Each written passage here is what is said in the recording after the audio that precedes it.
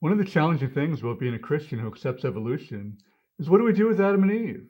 Maybe Adam and Eve were chosen from a population, or maybe they were literary figures. Well, enter Joshua Swamidass. He has proposed a scenario whereby God directly created Adam and Eve 6,000 years ago and placed them in a Garden of Eden. The descendants of Adam and Eve interbred with the population of humans living outside the garden who had emerged via evolutionary processes. By 1 AD, Adam and Eve could well have been among the genealogical ancestors of everyone alive on the planet. So you can have evolution, and you can have a literal and recent Adam and Eve. Note, we are not talking about genetic ancestry here. We're talking about genealogical ancestry. What do we mean by genealogical ancestry? Our parents and grandparents are our ancestors, so are their grandparents, and so on. If we go back far enough, there may be numerous people who are genealogical ancestors to everyone alive today, and a literal Adam could have been one of them. Now, Joshua is a talented scientist and a thoughtful man, and this is a serious contribution to the discussion. We need more exploration of Adam and Eve in light of modern science, so this is a welcome contribution. And enough people are coming on board thinking this is a viable solution that this book is becoming a part of the broader conversation. And so I recommend you consider reading it, or at least finding long-form discussions of the book if you are invested in this topic. This is an important book, and you need to understand it to fully engage in the conversation. The book is The Genealogical Adam and Eve by S Joshua Swamidass. As for me, I'm skeptical of this proposal. Let me give you 4 reasons why.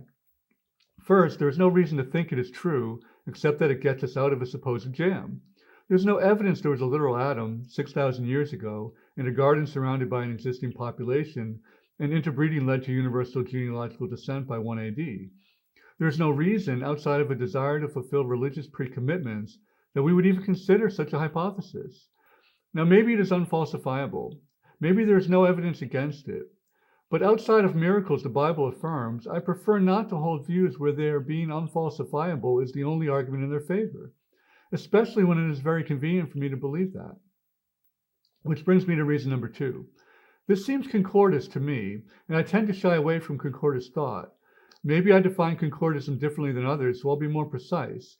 It seems like we have a literal Adam on one side, evolution on the other side, and we've sought out and goal-seeked and now found a way they can both be true, and then therefore we seriously consider that hypothesis. I don't like that approach. Rather, I'd like to look at the evidence objectively and say, hey, what makes sense in light of what we know, and follow the trail from there. Okay, reason number 3. It may actually be falsifiable around the edges. The strict claim that Adam could have been directly created around 4000 BC, and then everyone on Earth was a genealogical descendant of Adam by 1 AD, assumes that all inhabited areas of the Earth were reachable by travel.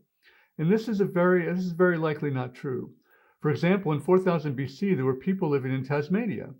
Between 4000 BC and 1 AD, the Bass Strait, which separates mainland Australia and Tasmania, was probably impassable.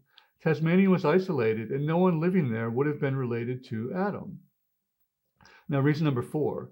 Would the original audience of Genesis 2 and 3 have understood Adam as a genealogical ancestor? Maybe. They didn't understand genetics, of course. But if I understand Swamidass correctly, the genealogical Adam would not have been unique. He would have been one of potentially many people who was a genealogical ancestor to everyone alive.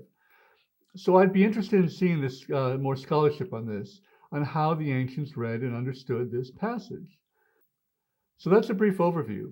I hope to have Dr. Swamidass on the channel soon to discuss in more depth, so stay tuned.